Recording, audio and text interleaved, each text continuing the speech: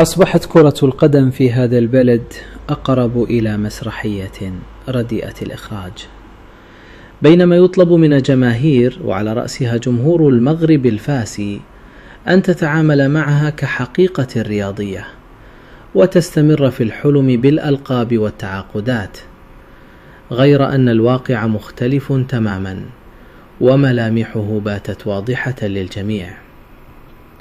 ما حدث في الدار البيضاء خلال مباراة الرجاء ونهضة الزمامرة لم يكن مباراة كرة قدم بالمعنى الحقيقي، بل عرضا عبثيا أثار الشكوك والاستفهام.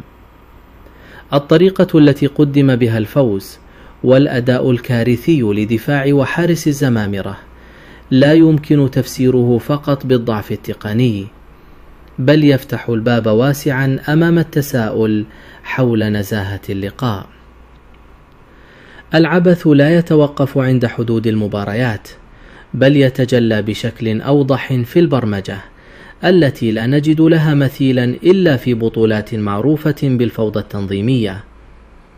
الغريب أن المغرب الذي يرفع شعارات الديمقراطية والنزاهة يستثمر أموالا طائلة في برامج وتقنيات من أجل برمجة محكمة، لكن ما يحدث على أرض الواقع هو عكس ذلك تماما. توقفات متكررة ومقصودة تخدم فرقا بعينها. نهضة بركان مثلا، ومع بلوغ البطولة الجولة 10 ما تزال في الجولة 6. آخر مباراة قارية لعبها الفريق كانت بتاريخ 24 من يناير ثم 1 من فبراير، وسيلعب مجددا في 7 من فبراير، أي بفارق لا يقل عن 7 أيام بين كل مباراة وأخرى.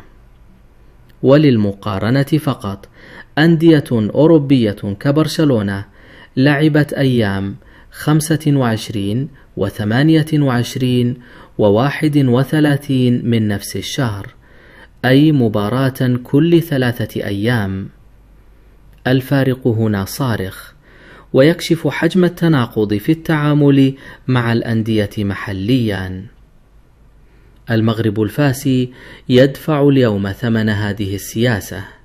بعد توقف البطولة بسبب كأس العرب وكأس إفريقيا، يأتي الآن توقف جديد بسبب المنافسات الخارجية، ما يعني أن الماس سيتوقف عن اللعب لأسبوعين كاملين.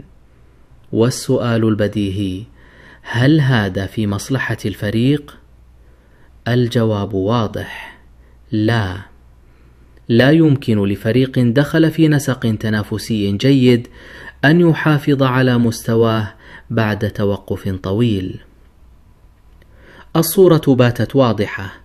المغرب الفاسي يستهدف رياضيا عبر قرارات وبرمجة تضرب استقراره التنافسي. الجامعة والعصبة تتعاملان بمعايير مزدوجة، حيث تلعب بعض الفرق بانتظام، فيما تترك فرق أخرى في الانتظار لتواجه منافسين في أوج الجاهزية. واجب على جمهور المغرب الفاسي أن يضغط بكل الأشكال المشروعة، لأن ما يحدث لم يعد مجرد أخطاء، بل فساد رياضي واضح يهدد مصداقية البطولة ككل.